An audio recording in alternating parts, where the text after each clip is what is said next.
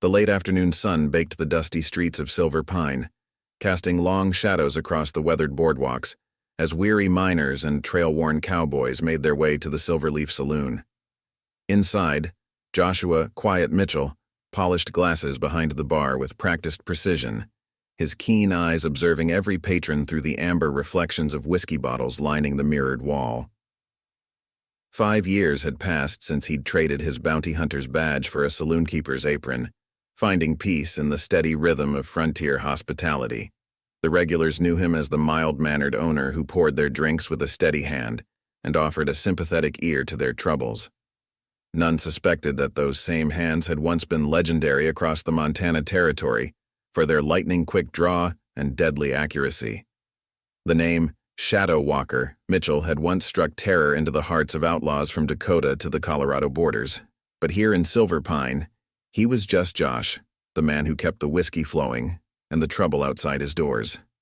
Mei Chen, his talented cook and business partner, emerged from the kitchen carrying a fresh batch of her famous venison stew.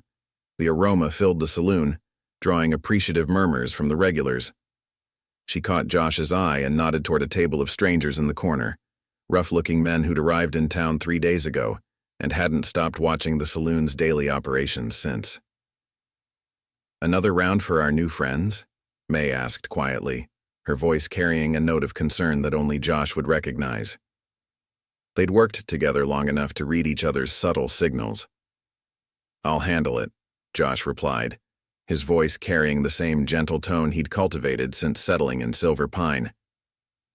He selected a bottle of mid-grade whiskey and made his way to their table, his footsteps silent despite the creaking floorboards, an old habit he'd never quite shaken.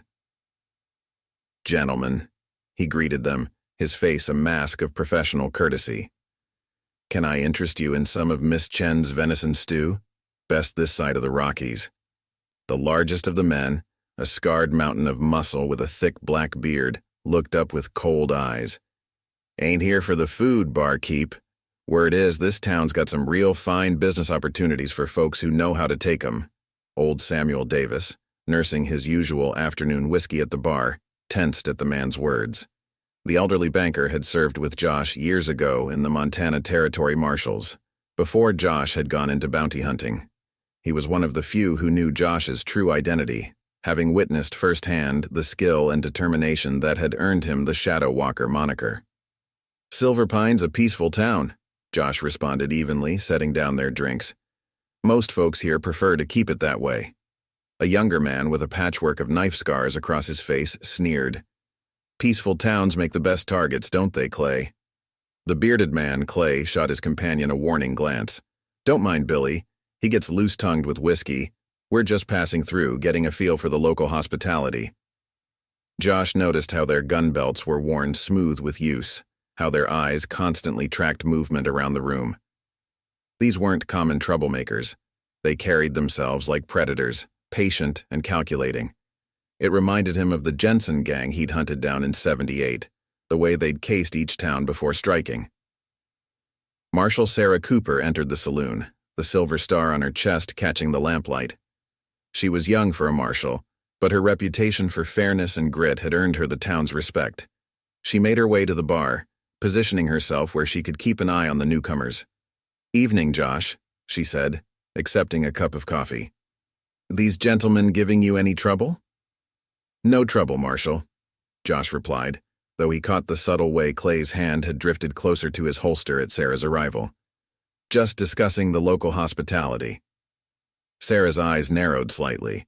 She'd been tracking reports of a gang working their way through the territory, hitting smaller banks and payroll shipments. Josh had seen her wanted posters, the Blackwood Gang, led by the notorious Clay Blackwood himself. The descriptions matched, but without proof there was little she could do. "Well, Silver Pine's always welcome to peaceful visitors," Sarah emphasized the word, her hand casually resting near her own weapon, long as they remember to keep the peace. As she spoke, the stagecoach rolled past the saloon's windows, right on schedule. Josh noticed how the gang members' eyes tracked its movement, how they exchanged subtle glances. He'd seen that look before, had used it himself when tracking marks across the territory. They were planning something, and the regular arrival of the mining payroll stage hadn't escaped their notice. May appeared at his elbow with a fresh pot of coffee, her movements deliberate as she whispered, "Spotted 2 more of them checking out the bank's rear entrance earlier. They're casing the whole town, Josh." He gave her a nearly imperceptible nod, maintaining his placid expression as he wiped down the bar. The peaceful life he'd built in Silver Pine, the saloon, his friendship with May, the respect of the townspeople, all of it suddenly felt fragile. He'd hidden away his guns years ago, along with the deadly reputation that came with them, swearing to leave that life behind. But watching Clay Blackwood's gang case his town, seeing the threat in their eyes, Josh knew with gathering certainty that Silver Pine's peace was about to be shattered. The question wasn't if, but when, and whether the quiet saloonkeeper would be forced to become the shadow walker one final time. The weight of his past pressed against him like a shadow as he continued his nightly routine, checking supplies and managing the evening crowd. Every movement from the corner table sent tiny ripples of tension through the room, though most patrons probably couldn't say why. But Josh knew. Predators recognize predators, and the Blackwood gang's presence was like sharks circling in supposedly safe waters. As the evening deepened and the autumn chill began to seep through the saloon's windows, Josh caught old Samuel's knowing look. The former marshal understood better than anyone the cost of violence and the price of peace. His weathered face held a question that Josh wasn't ready to answer. How long could a man run from who he truly was? The lamplight caught the edges of the wanted posters tacked to the saloon's notice board, their edges curling in the evening breeze. $5,000 for Clay Blackwood, dead or alive. Once, that kind of bounty would have set Josh's blood burning with the thrill of the hunt. Now it just reminded him of all the reasons he'd chosen this quieter path. But as he watched May serve another round of drinks, saw Sarah Cooper's determined vigilance, and felt the familiar weight of responsibility settling on his shoulders, Josh knew that sometimes a man's past wasn't just about who he was, but about who he might need to be again. The Shadow Walker might have retired, but in Silver Pine's gathering dusk his legend was about to cast new shadows. The next morning dawned cold and gray over Silver Pine, heavy clouds threatening snow as Josh unlocked the Silverleaf's front doors. The morning regulars would be arriving soon, miners heading home from the night shift, ranch hands grabbing breakfast before the day's work. Through the window, he watched Clay Blackwood and his men emerge from the Golden Rest Hotel across the street, their movements purposeful despite the early hour. May arrived through the back door, stamping snow from her boots. "They're getting bolder," she said quietly, hanging her shawl. "Caught 2 more of them asking questions at the general store yesterday about the mining company's payroll schedule, guard rotations." She paused, stoking the stove's embers. "They're not even trying to hide it anymore, Josh." Before he could respond, the front door swung open, bringing with it a gust of cold air and Marshal Cooper. Snow dusted her shoulders, and dark circles beneath her eyes suggested she'd been up most of the night. "Got word from Cedar Ridge," she said without preamble. Accepting the coffee, Josh slid her way. "Blackwood's gang hit their bank 2 weeks ago, 3 dead, including a young deputy who tried to stop them." Josh's hands stilled momentarily as he arranged glasses behind the bar. Cedar Ridge was barely 50 miles away, close enough to make his skin prickle with unease. "How many in the gang now?" "Reports say 12, maybe 15, Sarah replied, her voice low. "They're getting bigger, more organized. This isn't just random raiding anymore. They're building something. A reputation. A legend." She met his eyes. "Like someone else I used to hear stories about." The reference to his past hung in the air between them. Sarah had been too young to know him as the Shadow Walker, but stories had a way of surviving in frontier territories. Josh had noticed how she'd studied him when she first arrived in Silver Pine, connecting fragments of tales she'd heard with the quiet man who ran the saloon. The morning crowd began trickling in, and conversation shifted to safer topics. But Josh couldn't shake the growing tension in his gut. He'd seen this pattern before. A gang growing too powerful, too confident, until they believed they were untouchable. It never ended well for the towns caught in their path. Old Samuel shuffled in around mid-morning, taking his usual spot at the bar's corner. His rheumy eyes followed the Blackwood gang members as they swaggered down the street. "Reminds me of the Cottonwood Massacre," he muttered, just loud enough for Josh to hear. "Remember that one, son? 76, wasn't it?" Josh remembered. The Cottonwood Massacre had been his first major bounty. A gang much like Blackwood's had taken over a small mining town, terrorizing its residents for weeks before someone finally sent word to the territorial marshal. By the time Josh had tracked them down, 13 townspeople were dead. That hunt had earned him the Shadow Walker name, and the nightmares that came with it. "That was a long time ago, Samuel," Josh replied, but his old friend wasn't finished. "Way I see it," Samuel continued, "a man can change his coat, but his shoulders remember the weight of what they used to carry. Sometimes that weight's there for a reason." The morning wore on, and Josh watched through his windows as more of Blackwood's men filtered into town.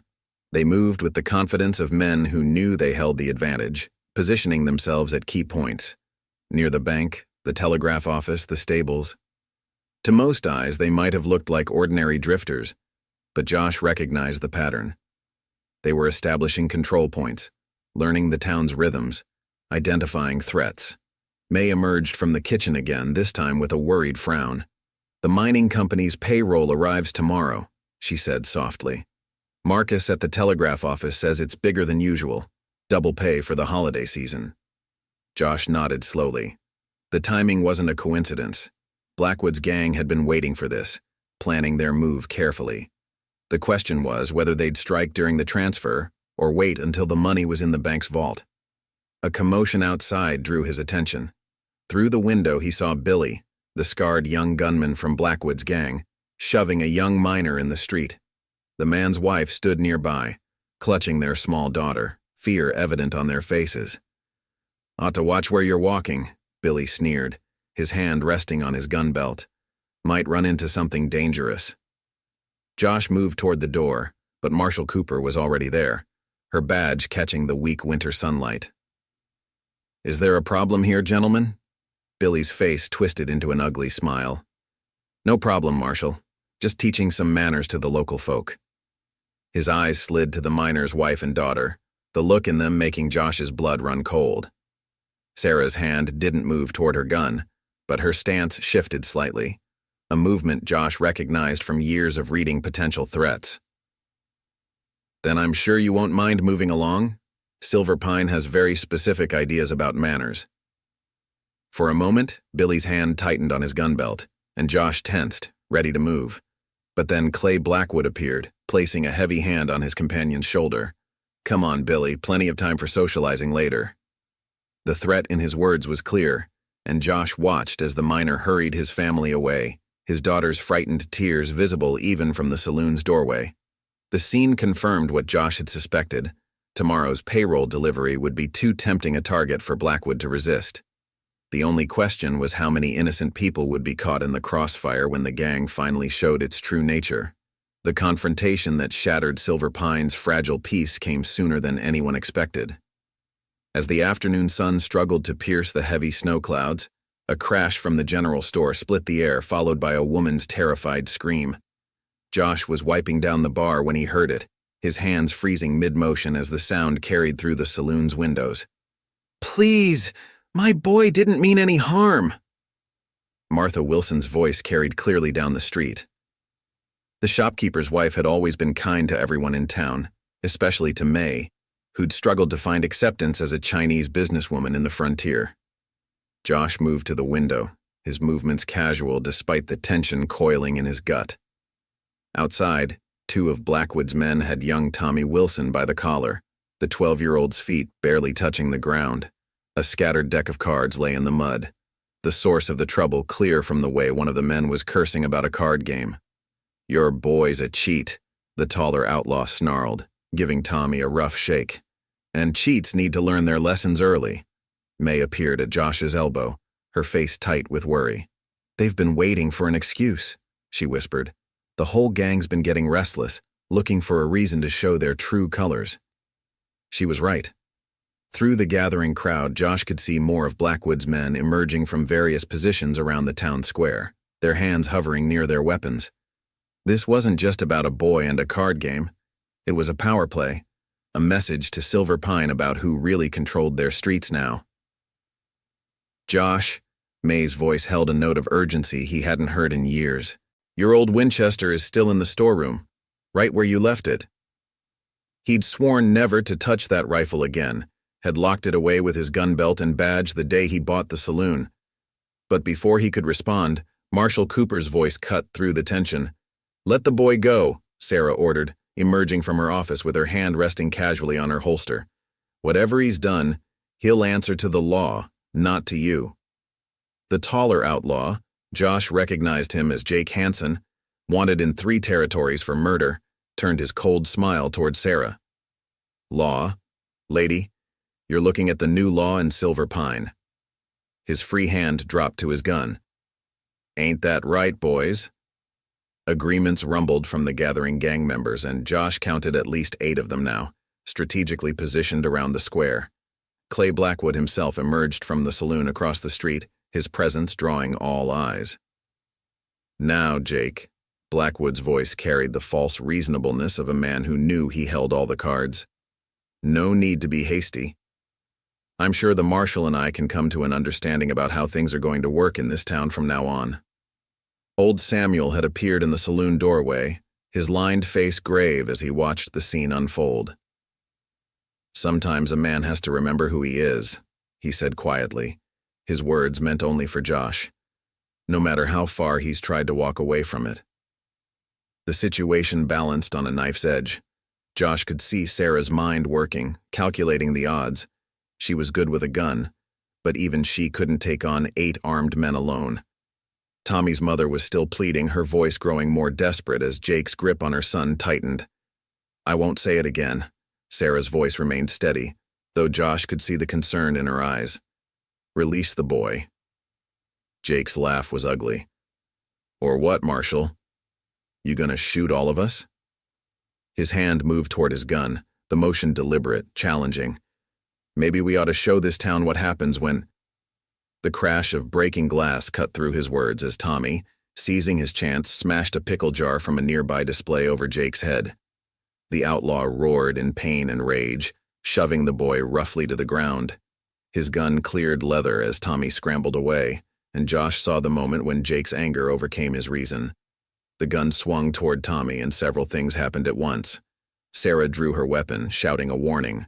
Martha Wilson screamed her son's name, and Josh Mitchell, who had spent 5 years becoming someone else, felt time slow to a familiar crawl as his body remembered movements he'd tried so hard to forget. He was through the saloon doors before Jake's gun finished rising, his stance shifting as naturally as breathing. That's enough, he said, his voice carrying a quiet authority that made every head turn. The gentle tones of the saloonkeeper were gone, replaced by something older, harder. Jake's gun swiveled toward him, but Josh hadn't survived 15 years as a bounty hunter by being slow. His hands remained empty, but his posture had changed in a way that made several of Blackwood's men step back instinctively. Well, well, Blackwood's voice held genuine amusement. Looks like our friendly barkeep has some steel in his spine after all. His eyes narrowed thoughtfully. Though something tells me there's more to you than just serving drinks, ain't there, Mitchell? The square had gone deadly quiet, the only sound the soft whimper of Tommy being pulled to safety by his mother. Snow had begun to fall, adding to the tension as white flakes drifted between the armed men. Last chance, Josh said quietly, his eyes never leaving Jake's gun. Put it away and ride out, all of you. Or what? Jake sneered, though there was uncertainty in his eyes now. You'll serve us bad whiskey? No, Josh replied, and those who knew him best might have heard the regret in his voice. I'll show you why they used to call me the Shadow Walker. The name rippled through the crowd like a stone dropped in still water. Josh saw the moment recognition hit Blackwood's eyes, saw the subtle shift in his stance as the outlaw leader reassessed the situation. The Shadow Walker was a legend in these territories, a ghost story outlaws told around campfires. The bounty hunter who could tracking anything that moved, who never missed a shot and never lost his prey. The peaceful life Josh had built in Silver Pine hung by a thread, but as he stood in the snowy street, watching Tommy Wilson clutch his mother's skirts, He knew some prices were worth paying. The question was whether Blackwood's gang would be smart enough to back down, or whether Silver Pine was about to remember exactly who they'd had serving drinks these past 5 years. The revelation of Josh Mitchell's true identity sent shockwaves through the gathered crowd. Old-timers who'd heard the tales began whispering to their neighbors, painting pictures of the Shadow Walker's exploits that made even some of Blackwood's men shift uneasily. The snow fell heavier now, thick flakes catching in Josh's graying hair as he stood unwavering in the street. "Shadow Walker's dead," Jake spat, but his gun hand had developed a slight tremor. "Ain't been seen in 5 years. "Because I chose to disappear," Josh replied, his voice carrying the same quiet authority that had once made hardened killers surrender rather than face him. "Put the gun away, Jake. You've got a choice here, one you might not get again." Clay Blackwood moved forward, his calculating eyes studying Josh with new interest. "The Shadow Walker," he mused, brushing snow from his black coat. "Heard you hung up your guns after the Whitaker brothers massacre. Some say you got soft. Others say the killing finally broke something in you." The mention of the Whitaker brothers sent a familiar ache through Josh's chest. That had been his last hunt, the one that had finally shown him the true cost of violence. 5 brothers, all killers, all dead by his hand in a blood-soaked canyon. He'd walked away after that looking for peace he wasn't sure he deserved. "The past is the past," Josh said evenly. "This is about here and now, about whether you're smart enough to recognize when a situation's turned against you." Sarah Cooper had used the distraction to edge closer to Tommy and his mother, her gun still trained on Jake. Josh could see her mind working, probably remembering every story she'd ever heard about the Shadow Walker, measuring them against the quiet man who'd served her coffee every morning. "Turned against us?" Blackwood's laugh held no humor. "In case you ain't noticed, there's one of you and plenty of us. Even if half the stories about you are true, those ain't odds I'd bet on." "2," old Samuel's voice rang out as he stepped off the boardwalk, his aged frame straightening as he moved to stand beside Josh. "Some debts don't expire with time, son. Some loyalties neither." "3," Sarah added firmly, her badge catching the weak winter light. May emerged from the saloon, a Winchester rifle held with familiar confidence. "4," she said, her voice steady. "You're not the only one with a past, Mr. Blackwood." Josh felt a surge of emotion at their support, but it only strengthened his resolve to end this without bloodshed if possible. He'd seen too many small towns torn apart by violence, too many good people caught in the crossfire of other men's feuds. "You're still outnumbered," Blackwood observed, though Josh noticed he'd subtly shifted his stance to keep both Josh and May in his sight. "Numbers ain't everything," old Samuel retorted. "I served with this man when he was just making his name. Saw him take down the entire Carson gang with nothing but a 6-shooter and moonlight to work with." The mention of the Carson gang caused another stir. That had been one of Josh's most famous hunts. 4 days of tracking through mountain storms, ending in a shootout that had become legend in 3 territories.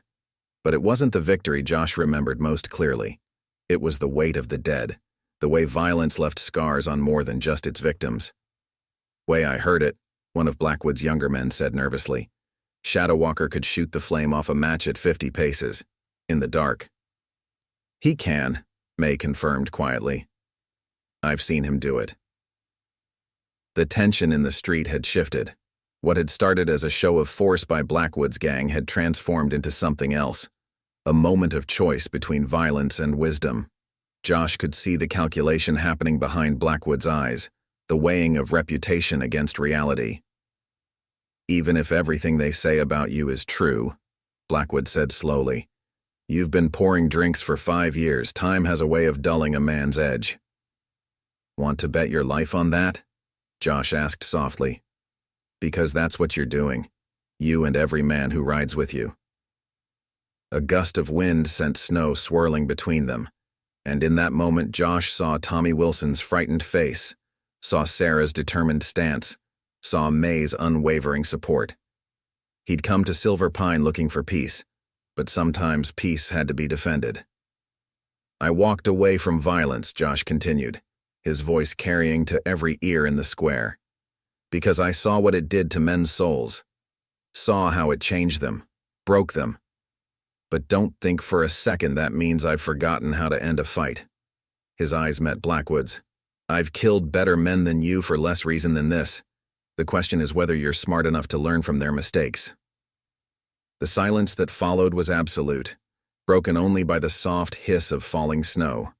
Josh could feel the weight of every eye in the square, could sense the moment balancing between peaceful resolution and bloody chaos.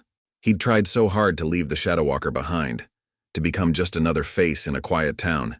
But as he stood in the snowy street, watching Blackwood's gang wrestle with their choices, he realized that sometimes a man's past wasn't a burden to escape. It was a tool to protect what mattered most. The standoff in Silver Pine's snow-covered street seemed to stretch into eternity as Clay Blackwood weighed his options. Josh could see the outlaw leader's mind working, measuring the stories against the reality before him. The legend of the Shadow Walker had grown in the telling over the years, but Josh knew that legends sometimes cast longer shadows than the men who made them. You know what's funny, Mitchell? Blackwood's voice carried across the hushed square. 5 years ago, during a night much like this, I watched my brother die in a Colorado mining camp, shot through the heart by a man they called the Shadow Walker. His eyes hardened. James never even cleared his holster. The revelation landed like a physical blow. Josh remembered that night, a desperate chase through driving snow, a gang of outlaws terrorizing isolated mining camps. James Blackwood had been their leader, a man whose cruelty had become infamous throughout the territory. Your brother was holding 30 miners hostage, Josh replied evenly. Had already killed 3 of them to make his point. He drew first. That's not how I remember it. Blackwood's hand drifted toward his gun. Way I saw it, you shot him down like a dog in the street. No warning, no chance to surrender. Old Samuel's voice cut through the tension. I was there that night too, Clay. Your brother had just put a bullet in a 16-year-old boy who tried to stop him from taking the camp's women. The Shadow Walker gave him more chance than he deserved. Blackwood's head snapped toward Samuel, recognition finally dawning in his eyes. The old marshal, he breathed, should have known you'd be here. You were always following in Mitchell's wake, cleaning up after his hunts. Cleaning up after justice being served, Samuel corrected firmly. Your brother made his choices, same as you're making yours right now. Jake Hansen, his temple still bleeding from Tommy's pickle jar, shifted restlessly. Boss, if he really is the Shadow Walker. He is, May interrupted, her rifle unwavering. I've seen the bounty ledgers, seen the tally marks on his old gun belt. 37 men, all of them killers, all of them given a chance to surrender first. The number hung in the air like smoke. Josh had never kept count himself. Each death weighed heavily enough without turning them into statistics. But the territorial offices had kept careful records, and the Shadow Walker's reputation had been built on more than just stories. 37, Blackwood mused. That's quite a number for a man who claims to hate violence. His eyes locked onto Josh's. Or maybe you just got good at hiding who you really are. The quiet barkeeper serving drinks and playing peaceful citizen while all along you're just another killer. You're wrong, Tommy Wilson's young voice rang out unexpectedly. Despite his mother's attempts to pull him back, the boy stood straight, his face still tear-streaked but determined. Mr. Mitchell's the kindest man in town. He helped me learn my letters when Pa died. Never asked for nothing in return. Josh felt something tighten in his chest at the boy's words. This was why he'd chosen Silver Pine, why he'd tried so hard to leave the Shadow Walker behind. The simple trust in Tommy's voice meant more than all the fearsome legends ever could. Kind? Blackwood's laugh was bitter. Boy, you don't know what kind of man you're defending. The Shadow Walker was a ghost story parents told their children to make them behave. A killer who could track you across mountains through storms, never resting until justice was served, Sarah Cooper cut in, her voice steady. That's the part of the legend you're leaving out, Blackwood. The Shadow Walker never hunted innocent men, never killed without cause. The only ones who feared him were men like your brother, killers who'd lost their last chance at redemption. Snow continued to fall, dusting the armed men like powder sugar on a deadly cake. Josh could see the uncertainty spreading through Blackwood's gang as they processed the revelations. The quiet barkeeper they'd planned to intimidate had transformed into something from their worst nightmares, and even their leader's personal vendetta wasn't enough to completely steady their nerves. "Maybe we ought to ride out, boss," one of the younger gang members suggested nervously. "Ain't no payroll worth taking on the Shadow Walker." "Coward," Jake spat, but his gun hand had dropped slightly. "He's just one man. One man who hunted down the entire Whitaker family," old Samuel reminded them. "One man who brought law to the territories when marshals couldn't. One man who never lost a trail, never missed a shot, and never, not once, killed a man who was willing to choose a better path." Josh kept his stance relaxed but ready, watching as Blackwood's men exchanged uneasy glances. The legend of the Shadow Walker was doing half his work for him, but legends could be dangerous things. Sometimes they forced men into corners they couldn't escape without violence. "You want revenge for your brother," Josh said quietly to Blackwood. "I understand that. But ask yourself, is it worth dying for? Worth watching your men die for?" He gestured to the armed men around them. "Because that's what's going to happen if you push this. The Shadow Walker isn't just a legend, Clay. He's the man standing in front of you, giving you one last chance to make a better choice than your brother did." Clay Blackwood's face twisted with barely contained rage as he processed Josh's words. His fingers twitched near his holster, a movement so subtle most men would have missed it. But Josh wasn't most men. He'd spent 15 years reading such tells, knowing they often meant the difference between life and death. "You talk about choices," Blackwood snarled, "but you took mine away the night you killed James. He was more than just my brother. He was all the family I had left." His voice carried across the snow-covered street, heavy with 5 years of festering grief. "You want to know what I've been doing since that night? Building something bigger than James ever dreamed of. Every town we've hit, every bank we've robbed, it was all leading to this moment." "Leading to what?" Josh asked quietly, though he already suspected the answer. He'd seen that kind of obsession before, the way revenge could consume a man until nothing else mattered. "To finding you." Blackwood's voice dropped to a dangerous whisper. "The great Shadow Walker. I knew if we hit enough towns, caused enough trouble, eventually we'd flush you out. Didn't expect to find you playing barkeep in some backwater town, but maybe that's even better." His eyes glittered with malice. "Now everyone you care about gets to watch you die." May's rifle didn't waver as she spoke up. "You're not the first to threaten him, Blackwood. The others are all in the ground." "The lady's right," old Samuel added, his aged voice carrying surprising strength. "I've watched better men than you try to take down the Shadow Walker. None of them lived to brag about it." Josh kept his hands loose at his sides, but his mind was racing, calculating angles and distances. He could see Sarah Cooper doing the same, her experienced eyes marking each of Blackwood's men, noting their positions and likely reactions. "You've got 15 men," Josh said evenly. "Good ones, from what I've seen. Professional gun hands who know their business. But right now, they're starting to wonder if their pay is worth dying for." He nodded toward several of the gang members who had subtly begun shifting their weight, preparing to move. They've heard the stories. Now they're seeing the reality. Blackwood's face darkened.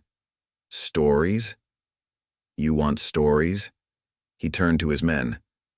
"Let me tell you about the real Shadow Walker, the man who gunned down my brother in cold blood, who didn't even have the courage to face him man to man. Instead, he shot him from the shadows like a coward." "That's not true," old Samuel interrupted sharply. "I was there that night, remember?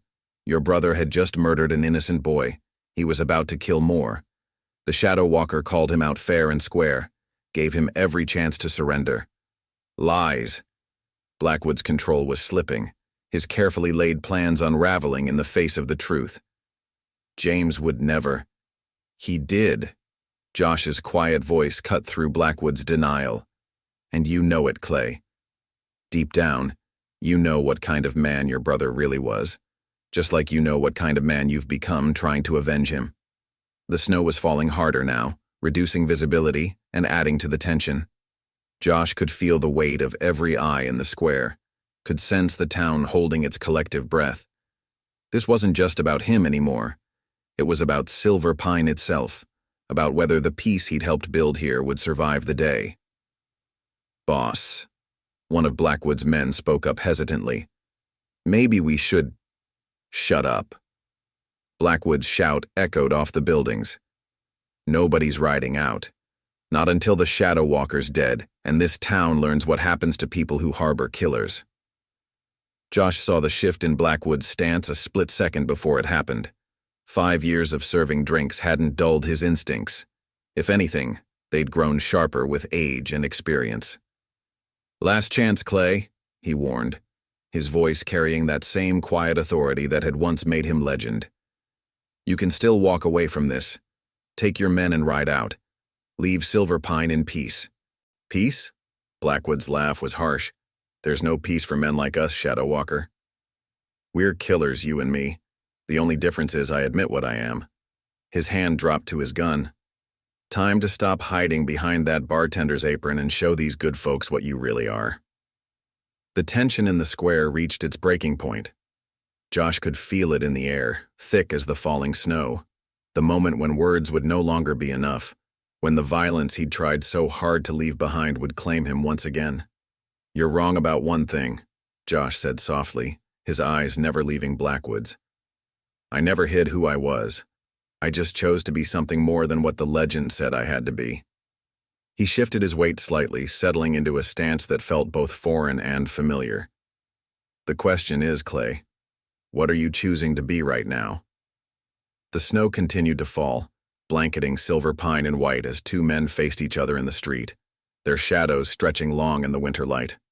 One seeking revenge for a past that couldn't be changed, the other trying to protect a future he'd fought hard to build. The only question remaining was which one would prove stronger, the ghost of what had been, or the hope of what could be. The tension finally snapped like a whip crack in the snowy silence. Blackwood's hand dropped to his gun with practiced speed, but Josh was already moving. Years of instinct took over as he rolled sideways, drawing old Samuel's borrowed revolver in a motion so smooth it seemed to defy natural law. 3 shots rang out almost simultaneously. Blackwood's bullet kicked up snow where Josh had been standing a heartbeat before.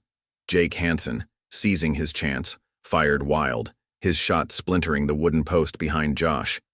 But the Shadow Walker's aim lived up to its legend. His single shot caught Blackwood's gun hand, sending the outlaw's weapon spinning into the snow. "Hold your fire!" Josh's command cut through the chaos before it could fully erupt. He had regained his feet, his revolver trained steadily on Blackwood, who was clutching his bleeding hand. Nobody else needs to die here today. But violence, once unleashed, has a way of feeding on itself. 2 of Blackwood's men opened fire from behind a wagon, forcing Sarah Cooper to dive for cover. May's rifle cracked in response, the shot precise enough to splinter the wagon wheel next to them, sending them scrambling. "You just proved everything I said about you," Blackwood shouted through gritted teeth, his voice raw with pain and vindication. "Still shooting from the shadows, still—" His words cut off as Josh stepped fully into the open street, making himself a clear target. "No shadows this time, Clay. No more hiding. From you or myself." His voice carried clearly through the falling snow. "Order your men to stand down, or the next shot won't be so merciful." Old Samuel had positioned himself near the saloon entrance, his aged frame belying the steadiness of his aim. "Just like old times, eh, Shadow Walker?" he called out, a grim smile playing on his weathered face. "Times I'd hoped were behind us," Josh replied, his eyes never leaving Blackwood. He could see the outlaw leader's men shifting uncertainly, their confidence shaken by how quickly the situation had turned. Sarah Cooper had worked her way around to flank the gang members behind the wagon. "Drop your weapons," she commanded. "Marshal's orders." One of the younger outlaws started to lower his gun, but Jake Hansen's harsh voice stopped him. "You yellow-bellied coward! He's still just one man." "One man who just outshot Clay Blackwood himself," May reminded them, her rifle unwavering. "One man who's given you all multiple chances to walk away, more chances than the Shadow Walker usually offered." The snow continued to fall, thick flakes obscuring visibility and adding to the tension. Josh knew from experience how quickly such conditions could turn deadly, how a man could lose his bearings, mistake friend for foe in the swirling white. "Your brother made the same mistake you're making now," Josh said to Blackwood, his voice carrying that same quiet authority that had once been his trademark. He thought numbers and reputation would be enough, thought he could bully and kill his way to whatever he wanted. He took a step forward, snow crunching under his boots. "But there's always someone faster, Clay. Always someone who's seen more death, dealt more justice than you can imagine." "Justice?" Blackwood spat blood into the snow, his wounded hand still clutched to his chest. "Is that what you call it? Hunting men down like animals?" "Only the ones who chose to act like animals," old Samuel interjected. "Only the ones who proved they couldn't live among decent folks without bringing death and pain with them." The square had grown eerily quiet, the falling snow muffling every sound except the harsh breathing of wounded men and the occasional creak of leather as fighters adjusted their stances. Josh could feel the weight of the moment, the way it balanced on a knife's edge between peaceful resolution and bloody chaos. "Your men are thinking it through," Josh continued, noting how several of Blackwood's gang were exchanging uncertain glances. "They're realizing that whatever you're paying them isn't worth dying for. They've heard the stories of the Shadow Walker, and now they're seeing the truth behind them." "The truth?" Blackwood's laugh was bitter. "The truth is you're a killer wearing a bartender's apron, pretending to be something you're not." "No," Josh replied softly. "The truth is I'm both. The man who serves drinks and helps Tommy with his letters, and the man who hunted killers across 3 territories. The question isn't which one is real, it's which one needs to be standing in this street right now." The words hung in the snowy air, carrying weight beyond their simple meaning. Josh could see them landing with Blackwood's men, could see the calculation happening behind their eyes as they weighed loyalty against survival. "Boss," one of them called out hesitantly, "maybe we should—" "Fight!" Blackwood roared, his face contorted with rage and pain.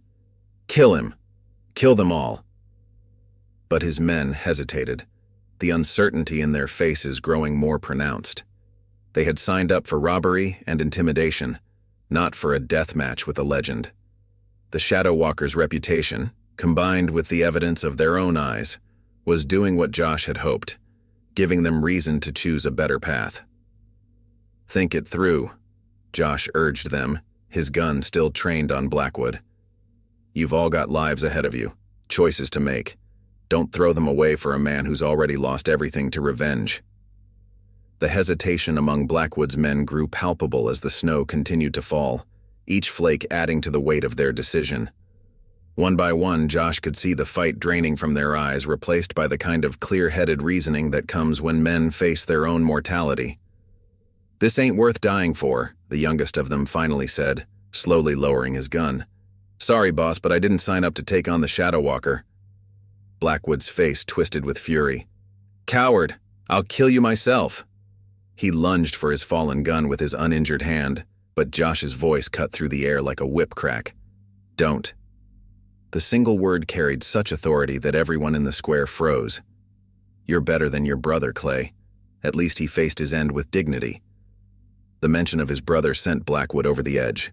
With a roar of rage, he snatched up his gun with his left hand, bringing it around in a wild arc. But 5 years behind a bar hadn't dulled Josh's reflexes. If anything, they'd grown sharper with age and wisdom. His shot caught Blackwood's left shoulder, spinning the outlaw leader around before he could pull the trigger. The gun fell from nerveless fingers as Blackwood collapsed to his knees in the blood-stained snow. "That's twice I could have killed you," Josh said quietly. "Twice I chose not to. Don't make me choose a third time." The fight seemed to drain out of Blackwood all at once, leaving behind something broken and lost. "Why?" he whispered, his voice raw with pain and confusion. "Why show mercy now when you showed none to James?" "Because your brother didn't give me a choice," Josh replied, keeping his gun trained steady. "He chose his path right to the end. You still have a chance to choose differently." Sarah Cooper moved forward, her badge catching what little sunlight filtered through the snow. "The rest of you," she called out to Blackwood's remaining men, "drop your weapons. Now, one by one, guns clattered into the snow. Even Jake Hansen, after a moment's hesitation and a hard look from Josh, let his weapon fall. The tension in the square began to dissolve like snow in spring sunshine. May lowered her rifle slightly but didn't relax her vigilance. "Josh," she said quietly, "there's still 2 more unaccounted for." He nodded, having kept track of every member of Blackwood's gang since they arrived in town. "The ones watching the bank," he confirmed. "Samuel?" The old lawman was already moving, his experienced eyes scanning the roof lines. "I see him. Top of the Mercantile, trying to get a clear shot." Before anyone could react, 2 shots rang out in quick succession. But they weren't aimed at Josh. Instead, they came from behind the gathered crowd. Tommy Wilson's father stepped forward, rifle in hand, with the town's blacksmith beside him. At their feet lay 2 more of Blackwood's men, their guns fallen uselessly in the snow. "Saw them sneaking around the back of the crowd," Wilson explained, his voice tight with controlled anger. "Figured it was time this town stood up for itself." Josh nodded in appreciation. This was why he'd chosen Silver Pine, not just for its peace, but for the strength of its people. They weren't helpless victims waiting to be saved. They were good folk who just needed someone to show them how to stand together. "It's over, Clay," he said to Blackwood, who knelt bleeding in the snow. "Your men have surrendered. The town's united against you. There's nothing left to fight for." "There's always something to fight for," Blackwood replied, but the words lacked conviction. "You taught me that, Shadow Walker. 5 years of planning, building, waiting, all for this moment." "And now the moment's passed," Josh said quietly. "Just like your brothers did. The difference is you're still breathing, still have a chance to make different choices." Sarah moved forward with handcuffs ready, but Josh held up a hand, stopping her. There was something in Blackwood's eyes he recognized, something he'd seen in his own reflection the day he'd decided to hang up his guns. "You know what the hardest part of changing is, Clay?" he asked, his voice carrying to every ear in the square. "Admitting that the path you're on isn't the only one available. That revenge, violence, death, they're choices, not destinies." The snow was letting up now, weak sunlight breaking through the clouds. Josh could see the townspeople emerging from their shelters, could see the mixture of awe and respect in their eyes. They were looking at him differently now, seeing both the quiet barkeeper they'd known and the legend he'd once been. 5 years, Blackwood said softly, almost to himself. 5 years of hating you, of building everything around this moment. What am I supposed to do now? "Live," Josh replied simply. "Learn. Choose better than your brother did." He finally lowered his gun, though his stance remained ready. The Shadow Walker gave men choices, Clay. It was up to them what they did with them.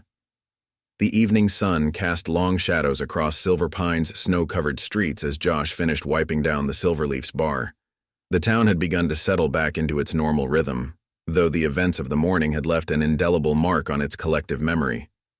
Clay Blackwood and his surviving men were safely locked in Sarah Cooper's jail, awaiting transport to the territorial prison. "Never thought I'd see the Shadow Walker in action again," old Samuel mused from his usual corner spot. "Brought back memories, it did, though you've gotten faster with age if that's possible." Josh smiled faintly as he arranged bottles on the shelf. "Not faster, just wiser about when to move." He paused, studying his reflection in the mirror behind the bar.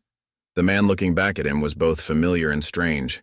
The quiet barkeeper and the legendary bounty hunter merged into something new. May emerged from the kitchen carrying a tray of fresh biscuits. "Town's been talking all day," she said, setting them on the bar. "About you, about the Shadow Walker, about how the two aren't as different as they might have thought." "They're right," Josh replied softly. "Took me a long time to figure that out myself. Thought I had to bury one to be the other." He picked up a glass, turning it in the fading light. "But maybe the man who can pour a perfect whiskey and the man who never misses a shot are just 2 sides of the same coin." The saloon's doors swung open and Marshal Sarah Cooper entered, stamping snow from her boots. Her face was tired, but satisfied. Just got word from Cedar Ridge, she announced, accepting the coffee May offered. They're sending a prison wagon tomorrow for Blackwood and his men. The territorial judge wants to personally handle their case. How's Clay doing? Josh asked, though he already suspected the answer.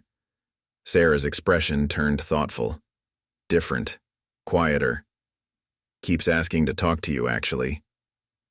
She studied Josh's face carefully. Says you made him realize something about his brother, about himself, about choices. Choices, Josh echoed, the word hanging in the air like smoke. That's what it always comes down to, isn't it? The ones we make, the ones we wish we'd made differently. Tommy Wilson burst through the doors, his young face flushed with excitement. Mr. Mitchell, Pa says I can help out at the saloon after school if you'll have me. Says I should learn from a man who knows the value of both peace and justice.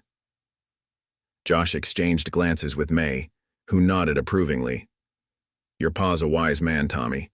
And yes, you can help out, long as your studies don't suffer. The boy's face lit up with joy, and Josh felt something settle in his chest. This was why he'd chosen this life, this town. Not to hide from his past, but to build something meaningful with it. You know, old Samuel said thoughtfully, I remember when you first rode into Silver Pine. Had that same look in your eyes that Clay Blackwood has now, like a man searching for something he's not sure exists. Peace, Josh replied, watching Tommy arrange glasses with careful concentration. Was looking for peace. Thought I had to choose between that and being who I really was. Sarah leaned against the bar, her badge catching the last rays of sunlight. And now? Now I understand that real peace isn't about avoiding violence. It's about knowing when to use it and when to show mercy. About building something worth protecting. The saloon had begun to fill with the evening crowd. Josh could hear them talking in hushed voices about the morning's events, about the shadow walker, about the quiet barkeeper who'd turned out to be so much more. But their tones held respect rather than fear, admiration rather than awe. They'll tell stories about today, May predicted, arranging her biscuits on a plate. About how the legendary shadow walker chose to wound rather than kill, how he gave men choices instead of death. Better stories than the old ones, Josh agreed. Maybe they'll help other men like Clay Blackwood understand that revenge isn't the only path available to them. The evening deepened into night, and Silver Pine settled into its familiar routines. Josh moved behind his bar with the same quiet efficiency he always had. But there was something different in the air now. A deeper understanding between him and his town. A recognition that strength could wear many faces. You know, old Samuel said as the night drew to a close, I always wondered why the shadow walker really hung up his guns. Wasn't because of the killing, was it? It was because you saw something better to become. Josh paused in his work, considering the old lawman's words. Not better, he corrected gently. Just more complete. The shadow walker was what I had to be then.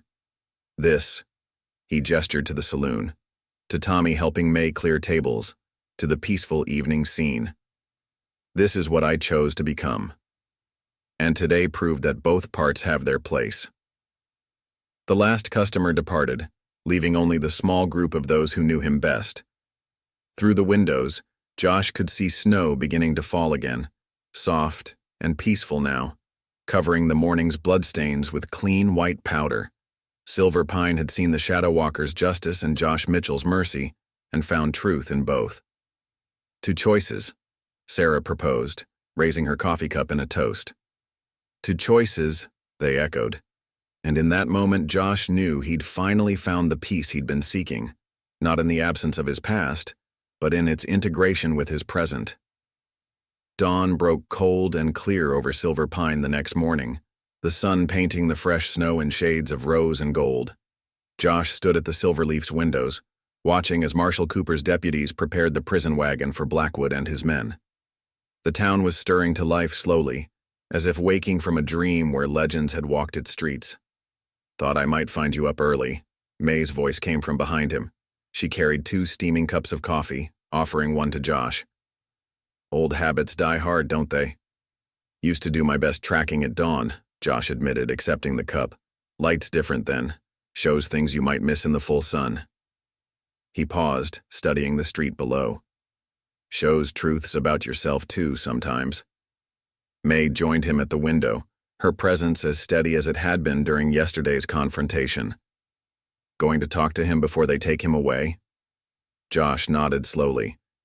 Some conversations need to happen. Some truths need to be spoken. He turned to face her. You knew all along, didn't you? About who I was? A small smile played at the corners of her mouth. Second day you were here. Saw the way you moved, the way your eyes never stopped watching the doors and windows. Reminded me of my father. He was a peacekeeper too back in San Francisco. Why didn't you ever say anything? Same reason you never mentioned that I used to be one of the best shots in the Chinese Quarters militia, she replied. Some secrets are better revealed when they're needed, not before. The sound of boots on the boardwalk drew their attention. Sarah Cooper approached the saloon, her breath frosting in the morning air. Josh met her at the door before she could knock. He's asking for you again, she said without preamble. Says he won't leave peaceful unless he talks to you first. Josh exchanged glances with May, who nodded encouragingly. I'll watch the place, she said. Some things a man needs to do alone. The walk to the jail was short, but it gave Josh time to consider what needed to be said. The streets were mostly empty, though he could feel eyes watching from windows. The town was still processing yesterday's events, still reconciling the quiet barkeeper with the legendary shadow walker. Old Samuel was waiting outside the jail, his aged frame straight despite the cold. Thought you might come, he said, falling into step beside Josh. Reminded me of that time in Deadwood, after the Mackenzie brothers. Josh remembered. Another gang, another leader who'd needed to hear hard truths before finding his way to redemption. Sometimes the hardest shot to take is the one you choose not to, he quoted Samuel's words from that day. Inside the jail, Clay Blackwood sat in his cell, his wounds bandaged, his face showing the weight of a man confronting his own choices. He looked up as Josh entered, and something passed between them, a recognition perhaps of paths taken and paths avoided. Didn't think you'd come, Blackwood said quietly. You wanted to talk, Josh replied, pulling up a chair. I'm listening. Blackwood was silent for a long moment, studying his bandaged hands. Been thinking about what you said, about choices, about James. He looked up, his eyes clear for perhaps the first time since Josh had met him. You were right about him, about what he'd become. I just couldn't see it then. Revenge has a way of blinding us, Josh said. Makes us see what we want to see, not what's really there. Like how I saw you, Blackwood admitted. Built you up in my mind as this cold-blooded killer, this monster who murdered my brother without cause, easier than admitting what James really was, what I was becoming. Sarah Cooper moved quietly in the background, giving them space while maintaining her vigilance. Josh could see her listening, understanding that this conversation was about more than just two men. It was about the nature of justice, redemption, and change. You know what the hardest part was? Josh asked, leaning forward. Walking away, hanging up my guns, choosing to pour drinks instead of take lives. Took me years to understand that being the Shadow Walker wasn't about the killing. It was about giving men choices, chances to be better than they were. Like you gave me, Blackwood said softly. 2 clean shots, both times choosing to wound rather than kill. He shook his head slowly. Why? Because I saw something in you that reminded me of myself, Josh replied. A man so consumed by what he thought he had to be that he couldn't see what he could become instead. The morning light streamed through the jail's barred windows, casting long shadows across the floor. Outside, they could hear the town coming fully awake, the blacksmith's hammer ringing, children's voices calling, the normal sounds of life continuing despite everything that had happened. The territorial judge, Blackwood said hesitantly. He'll probably hang me, won't he? Maybe, Josh admitted. But maybe not. Depends on what kind of man you choose to be from here on out. Truth has weight with Judge Harrison. So does genuine remorse. And if I live, what then? Then you do what I did, Josh replied. You find something worth building instead of destroying. Find a way to use what you are to make things better, not worse. Blackwood was quiet for a long moment, processing this.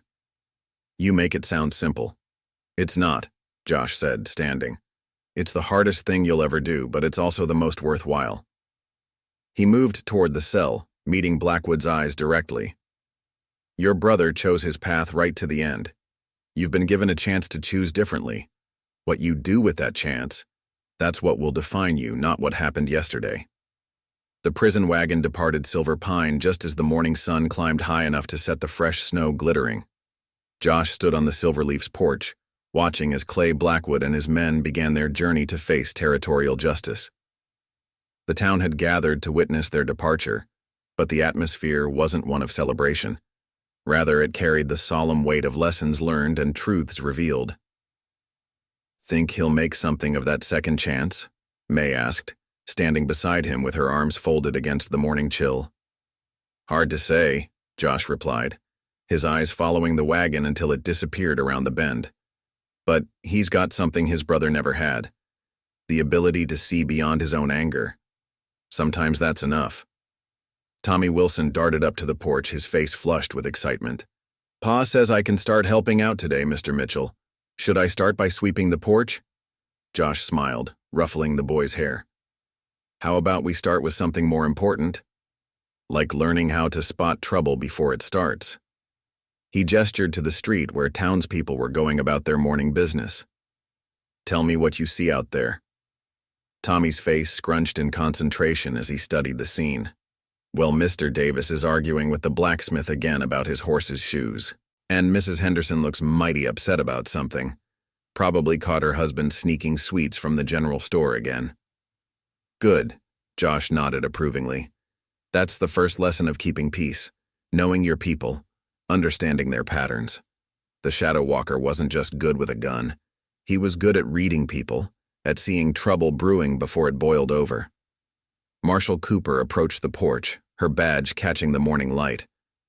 Already training up the next generation, I see, she said with a smile. Planning to retire again, Shadow Walker? The Shadow Walker never really retired. Old Samuel's voice came from behind them as he emerged from the saloon. He just found a different way to keep the peace. Ain't that right, Josh?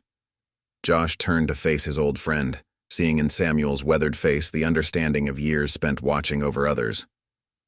Maybe that's what I was looking for all along, he admitted. Not an end to who I was, but a better way to use what I'd learned.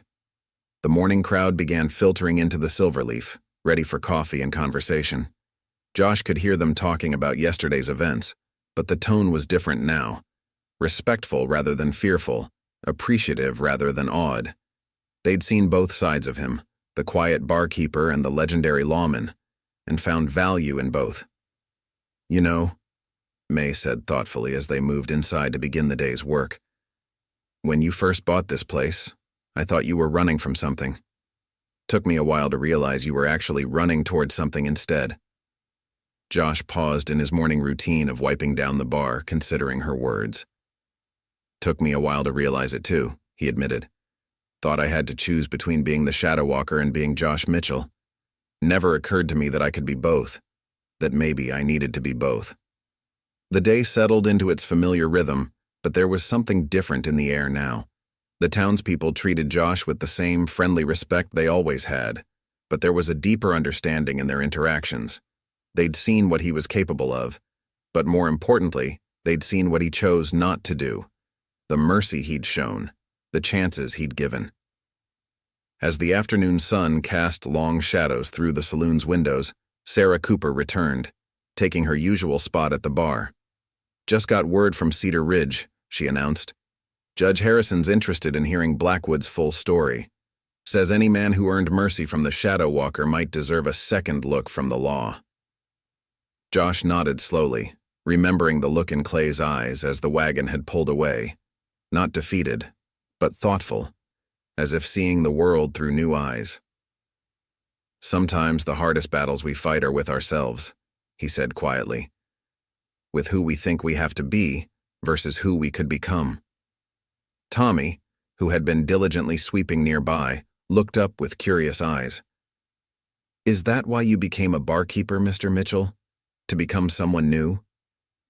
No, Tommy, Josh replied, sharing a knowing look with May and old Samuel. I became a barkeeper to become more of who I already was. The Shadow Walker brought justice, but Josh Mitchell helps prevent the need for justice in the first place.